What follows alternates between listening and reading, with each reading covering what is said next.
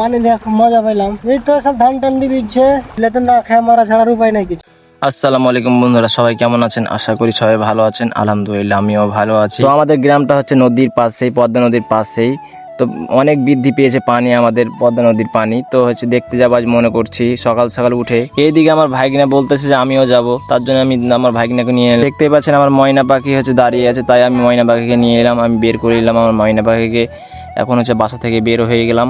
আমি আর আমার ভাগনা সহ আমার একটা বড় ভাই ছিল, বড় ভাইকে নিয়ে নিলাম সাথে করে। তারপর তিনজন মিলে আমার ময়না পাখির পিঠে চড়ে টুকটুক করে চলে গেলাম পদ্মা নদীর ধারে। হঠাৎ করে দেখলাম যে সামনে একটা ব্রিজ, ছোটখাটো ব্রিজ, তার ভিতর দিয়ে পানি বইছে দেখছি।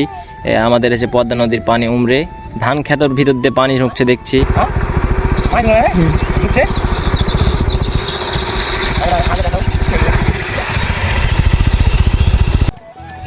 তো বন্ধুরা, আমরা পদ্মা নদীর ধারে চলে এসেছি। দেখতে পাচ্ছেন এই যে নদী, সেই পানি আর পানি, পানি আর পানি।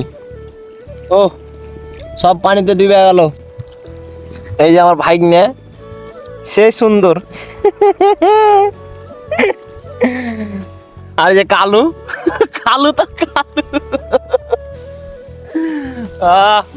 সেই বাতাস, সেই বাতাস। দেখছেন কি আবহাওয়া, নিরিবিলি পরিবেশ, সবুজ শ্যামলে ঘেরা। সৌন্দর্যের দিক থেকে আমাদের চাপাই জেলায় সেরা। এই যে আমার ময়না পাখি, এই যে। হঠাৎ করে দেখলাম আমার একটা বড় ভাই মানে ধান দেখতে আসছে। তো কি অবস্থা থেকে তার কাছে শুনে আসি কিছু। পানি দেখে কি পাইলে? ধান দেখতে, ধান দেখতে পানি দিয়ে খুব মজা পেলাম। কিরকম? এই তো সব ধান টান দিচ্ছে। তাহলে সমস্যাতে আছে তাই না? সমস্যা মানে কঠিন সমস্যা। এই যে সমস্যার ভিতরে আছি না, এই বাল দিবে ধান দিচ্ছে, এটা একটা তো বড় দুঃখের কথা। এত ধান না খেয়ে মরতে হবে তাই না? এই 20 দিন গেল লাগে ধান দিচ্ছে, তো না খেয়ে মারা ছাড়ার উপায় নাই কিছু।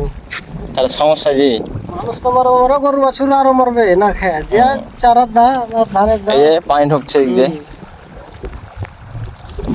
পানি আর মোটামুটি ডুবো ডুবো হয়ে আছে। তো বন্ধুরা, এই যে একটা মরা সাপ দেখতে পাচ্ছেন, এই যে মরা সাপ, অনেক বড় বিশাল সাপ একটা, বহুত বড় সাপ। এই হলো পানির পরিস্থিতি, দেখতে পাচ্ছেন হালকা একটু জেগে আছে। এই যে, এই যে এখানে পানি ঢুকবে, দেখতে পাচ্ছেন হালকা পানি। হালকা পানি হলেই একদম আমাদের ঢাবে ঢুকে যাবে পানি। এই দেখেন পানি ঢুকছে, এই যে হালকা হালকা পানি ঢুকছে, এই যে একটু একটু, বেশি না, হালকা। এই পানিও ঢুকেছে হালকা হালকা। তো বন্ধুরা, দেখতে পাচ্ছেন পানির অবস্থা, দেখতে পাচ্ছেন অনেক পানি। এই যে পানি একদম ভরা, ওখান থেকে পানি ঢুকে গেছে আমাদের হচ্ছে এই ঢাবে। ঠিক আছে, অনেক পানি দিয়েছে আজকে রাতে, অনেক পানি বেড়েছে। এটা 4 ইঞ্চি মতন পানি বেড়েছে। ঠিক আছে, আগে দেখতে যাবো। পানির অবস্থা, এটা পানি ঢুকছে, এখানে পানি ঢুকছে।